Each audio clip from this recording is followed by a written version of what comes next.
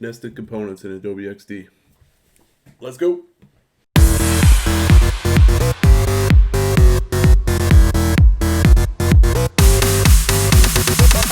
So here we are in Adobe XD. We're going to go over nested components, and we're going to start really simple. The simplest way I could think of was radio buttons, because they basically have a selected or not selected state. So we're going to start with that, and then we'll get a little bit more complex, but this is keeping it really simple. And then maybe we'll come back and do an example of something that's a little bit more complex in another video. So I'm just going to draw a circle here that's going to be the actual radio, and I'll probably make that about 16 pixels. I'm going to get rid of the, actually I'm going to keep the border. We'll just lighten it up a little bit. And this is going to start as our not selected state or unselected state. It's basically a fill of white, border light gray. I'm going to add a label in here, so radio label.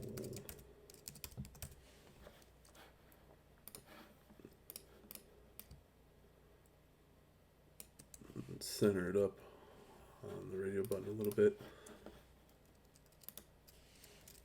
Change my font. Poppins is a popular one, so we'll go with that.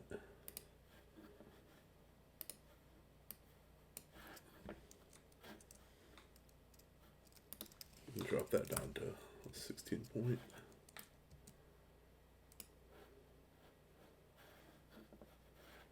Okay, that looks good. What I'm going to do now is grab both of these, hit Command G, put it in a group. I'm going to rename that radio item. I'm going to turn a stack on and just tighten that up a little bit.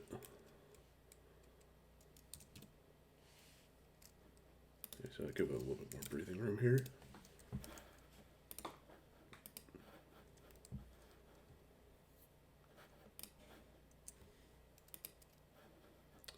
Right now we're ready to go ahead and turn this into a component. So just hit component up here, and default state, this works okay for the default state.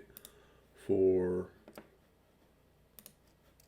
the selected state, I'm just going to hit new state and call it selected. And I'll change the appearance of the little radio. So let's say we want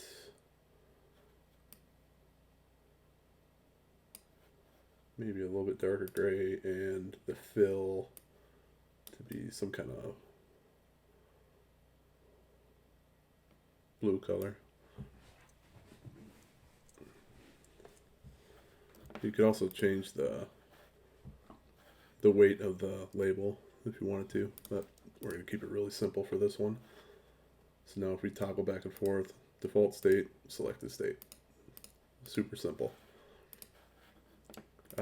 What I'm going to do now is actually, I'm going to group this. I'll rename it again. And you'll see why in a minute when we turn this in, we nest this into a larger component. And actually I'm going to group this again.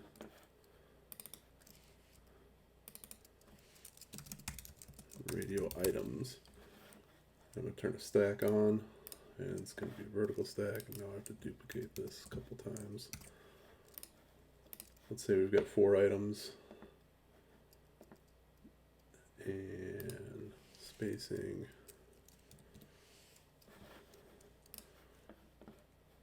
There we go. So now we're going to turn this into a component, so it's going to be a group of radios. So if you think of a radio button, obviously it's meant as a single selection. So if item 1 was selected, you could go to any other item, but item 1 would deselect. Otherwise it'd work like a checkbox, right, where you could check multiple things. But radios are, meant for single selection. So we're going to rig this up so it's a group of radios here, and you'll be able to switch between which one. So we're going to turn that into a component. So now if we take a look at the layer stack here, we've got radio items is the top level or the parent component. Inside is a group for each item, and then the only thing inside that group is the lower level or nested component. So over here for the top level parent component, we're going to say new state. Default state can stay as it is with nothing selected. State 2 we'll name item 1 selected. Do another one for item 2.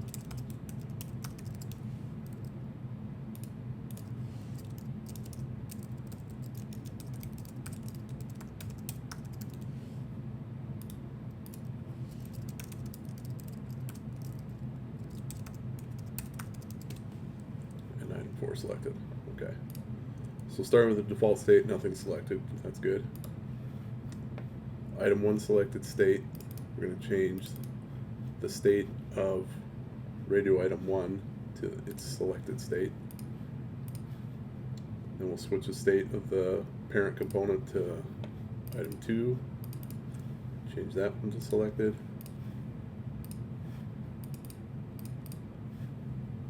Number 3.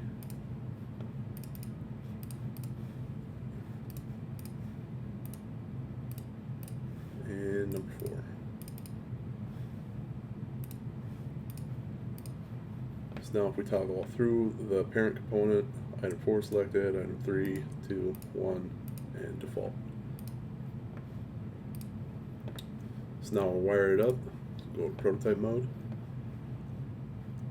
Now if we hadn't grouped these, what would have happened is if this nested component would have been outside of a group, when you went to wire it up, you would select that component, but because it is the component itself, it would only allow you to wire it to other component states within that component. It won't let you go up a level. So we throw it in a group, and then what you're actually selecting is the group, not the component at the parent level. So you won't run into those problems. So you see radio item 1, the group, not the component, is what I have selected here. So tap, we're going to do, we'll just do a transition because there's no real animation happening here. And we'll go to item 1 selected, set none, so it'll just happen instantly. And we'll repeat that for the other ones. This one's going to go to not item 3, item 2. This one's going to go to item 3 and item 4. So that's only the default state. So now we have to go into each of the other states and also set that wiring.